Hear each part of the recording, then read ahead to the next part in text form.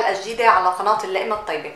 اليوم رح نتعرف سوا على طريقة تحضير الملوخية أو الملوكية مثل ما بنقول عنها بالشام، لأنه فعلا هي من الأكلات الفاخرة. كثير بتجيني طلبات إنه نحضر هذا الطبق عبر قناتنا قناة اللقمة الطيبة.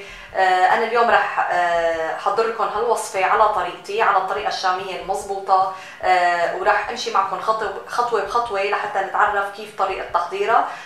طريقة تحضيرها بسيطة، فيني لكم ومقاديرها متوفرة، بس لازم نتبع شغلات أو ملاحظات بسيطة لناخذ طبق ناجح. بالنسبة للمقادير اليوم يلي رح نحتاجها، أنا هون عندي الملوخية. طبعا الملوخية ممكن تستخدموها يابسة وممكن تستخدموها خضراء وممكن كمان مفرزة. أنا هون الملوخية اللي رح استخدمها اليوم اليابسة، أنا كثير بحب نكهة اليابسة بالطبخ بالنسبة لإلي، وفيكم كمان تحضروها المفرزة ما في أي مشكلة.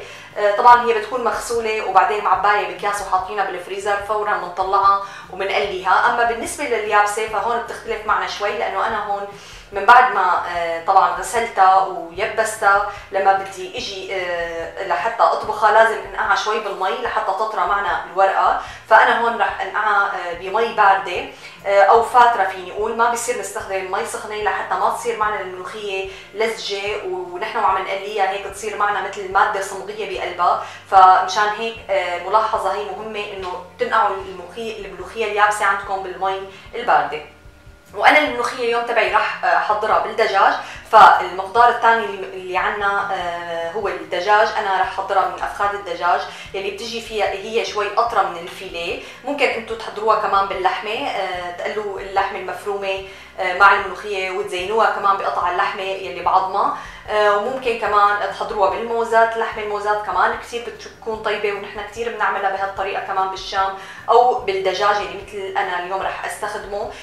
عندي هون تقريبا كيلو من افخاذ الدجاج يلي بتجي كامله مع العظم تبعها، وعندي هون كيلو ملوخيه يابسه مثل ما حكيت. حيكون عندي السمن الحيواني اللي رح نقلي فيه الملوخيه. كثير في اشخاص ممكن تقليها بالزيت، بس انا هون بدي اخذ نكهه طيبه وهيك دسمه شوي، فرح اقليها بالسمن الحيواني.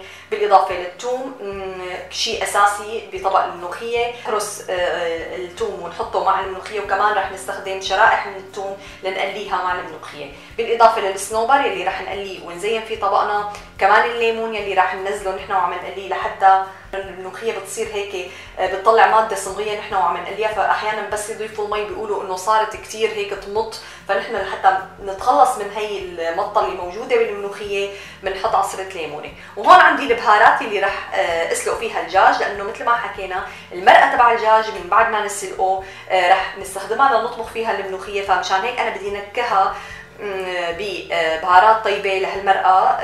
فانا هون عندي ورق الغار، كمان حب الهيل والفلفل الاسود الناعم والملح وعود قرفه صغير، وعندي الكزبره الخضراء المفرومه الفريش يلي كمان رح ننزلها على طبقنا. حنشوف كيف.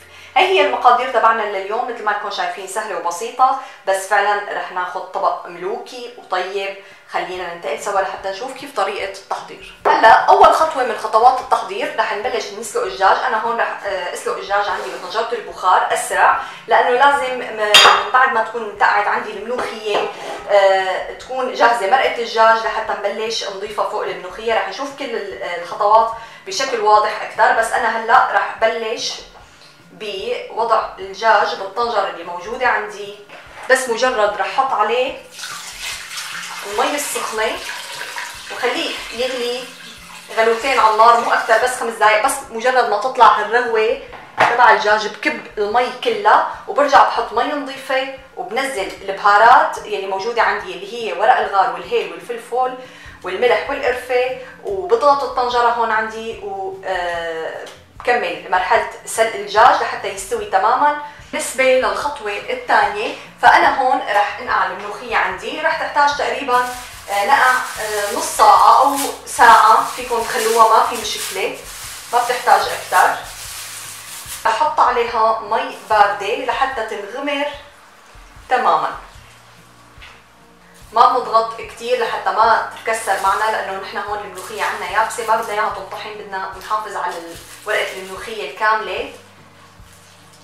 فانا هون هيك رح اتركها بقلب هالمي تقريبا نص ساعه او 3/4 الساعه. بعدين رح ارجع اعصرها ونشفها مظبوط من المي، حنشوف كيف. انا هون من بعد ما انتقعت عندي الملوخيه تقريبا نص ساعه بالمي البارده، صارت جاهزه معنا، طريت الورقه، بس هي مجرد انه تطرى الورقه اليابسه معنا. هلا شلون بدنا نعصرها؟ بنحضر صحن وبناخذ كميه من الملوخيه وبنعصرها هيك بين كفين الايد مظبوط، يعني بحيث انه نشد عليها وما يبقى ولا نقطه مي، بتصير بهذا الشكل هيك ناشفه تماما. هذا يلي بدنا اياه.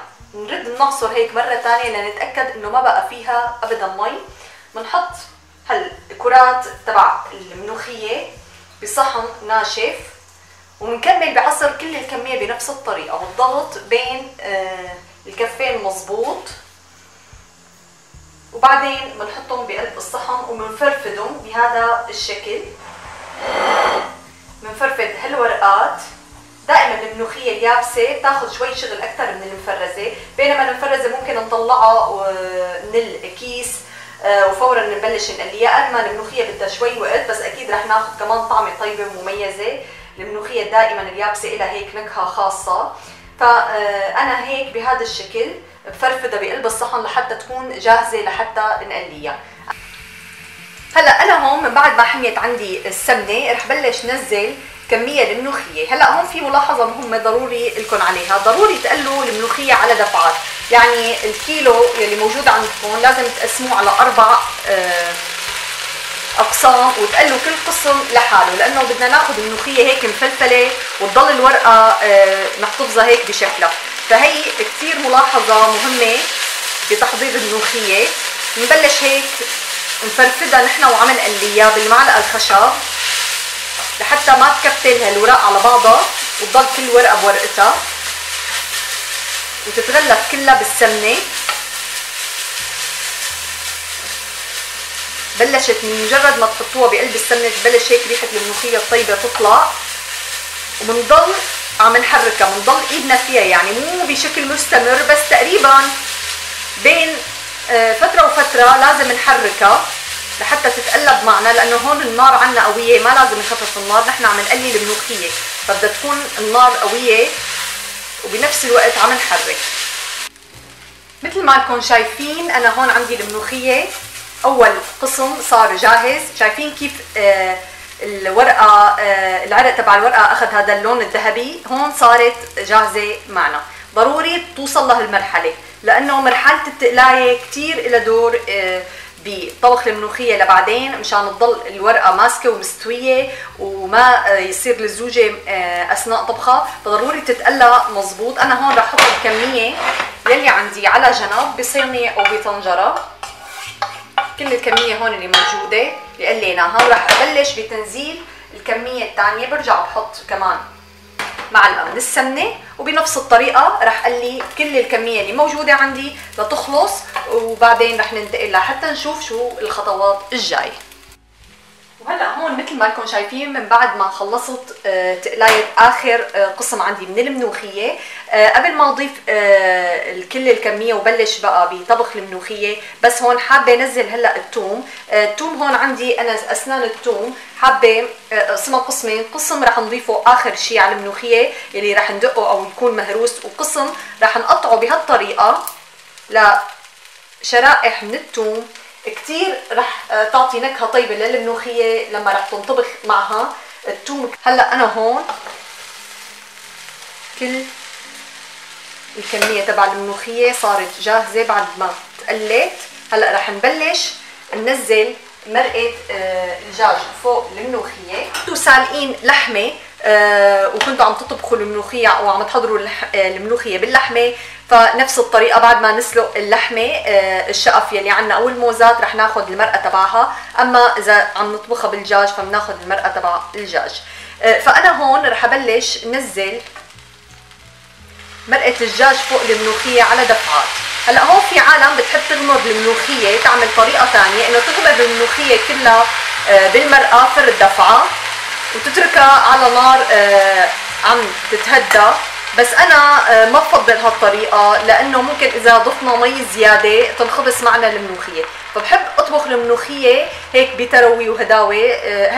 الاكله بالذات هيك بدها انه نطبخها على مهلنا ونعطيها حقها مثل ما بيقولوا بالطبخ.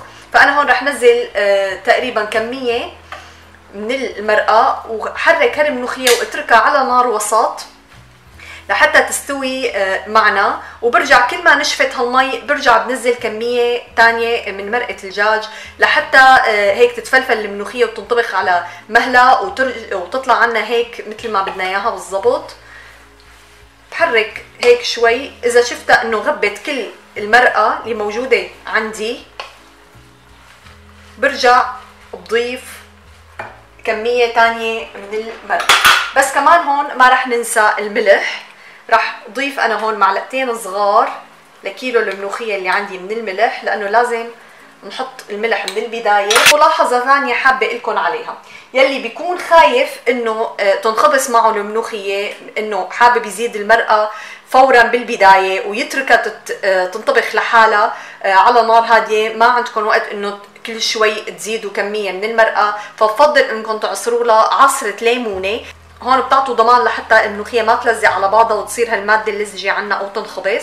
فبنصحكم انه ترشوا رشه بسيطه من الليمون وبعدين تضيفوا المرقه وتتركوها على نار هاديه لحتى تستوي. اما انا مثل ما حكيت فرح اطبخها بهي الطريقه، انه نزل كميات من المرقه عليها كل شوي لحتى تستوي. تقريبا رح تاخذ معنا ساعه مو اكثر، او ممكن 45 دقيقة. أنا من بعد ما استوت عندي الملوخية تقريبا ضفت عليها المية الدجاج تقريبا مرتين أو ثلاثة، إنه نضيف عليها الثوم المهروس، الكمية اللي زادت عندي من الثوم دقيتهم وراح أضيفهم فوقها لتكمل هالطعمة الطيبة تبعها. راح أضيف كمان الكزبرة الخضراء المفرومة يلي رح تكمل نكهة طبقنا لليوم الطيبة. ما بنتركها كتير على النار من بعد ما ننزل الكزبرة، بدنا هيك لون الكزبرة الخضراء يضل فيها تقريبا بس 5 دقايق هيك لتاخذ من نكهة الثوم والكزبرة، وصارت جاهزة معنا لحتى نحطها بطبق التقديم. إذا حبيتوا الدجاج يلي حضرته من بعد ما سلقناه رح نفصصه ونحطه على وش الملوخية، وفي كمان طريقة ثانية ممكن تحطوا نص الكمية بقلب الملوخية هيك لحتى تتشبك مع الدجاج كلياتها، وبعدين تحطوا الكميه المتبقيه على وشها وتزينوها. اما يلي ما بيحب فممكن يحتفظ بالكميه كلها على الوش اذا كان عندكم عزيمه، فبفضل انا هالطريقه. وهلا فينا نقول انه طبق الملوخيه تبعنا لليوم صار جاهز معنا. انا هون حضرت الدجاج فصصته، وكمان قليت الصنوبر، وحضرت الليمون والفجل يلي رح نقدمهم بجانب طبق الملوخيه. اكيد الليمون شيء اساسي انه نقدمه بجانب الطبق.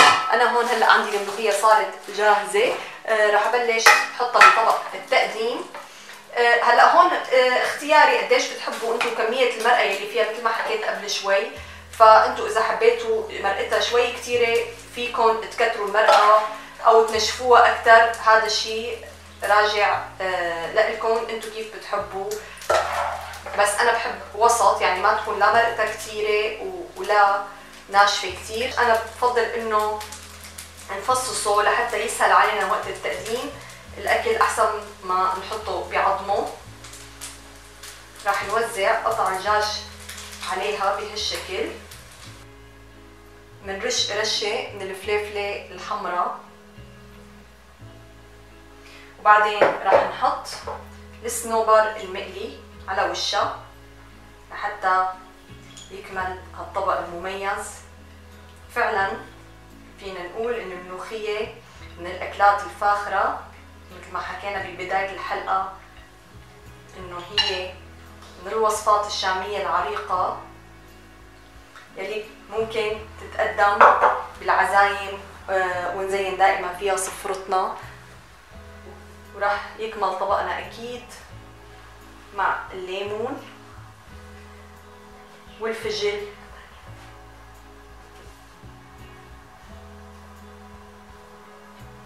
وهيك فينا نقول انه وصفتنا لليوم صارت جاهزة معنا. حضرنا لكم من مطبخ اللقمة الطيبة الملوخية على الطريقة الشامية بالدجاج.